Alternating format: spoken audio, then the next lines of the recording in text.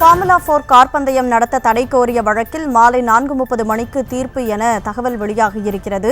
இந்த கார் பந்தயம் நடத்துவதற்கு FIA சர்வதேச அமைப்பினுடைய சான்றிதழ் என்பது அந்த பந்தயம் நடக்கக்கூடிய அன்றுதான், அந்த பந்தயம் தொடங்குவதற்கு சிறிது நேரத்திற்கு முன்புதான் அந்த சாலைகள், அதாவது பந்தயம் நடக்கக்கூடிய அந்த பகுதி என்பது ஆய்வு செய்யப்பட்டு போட்டி நடைபெறலாமா என்பது குறித்து சான்று அளிக்கப்படும். எனவே அந்த சான்றுகளை தற்பொழுது வழங்க முடியாது என்று தெரிவிக்கப்பட்டது. இதனை அடுத்து இந்த தடை விதிக்கக்கூடிய மனு மீது இன்று பிற்பகல், இன்று மாலை 4:30 மணிக்கு தீர்ப்பு வழங்கப்படும் என உயர்நீதிமன்றம் தெரிவித்திருக்கிறது.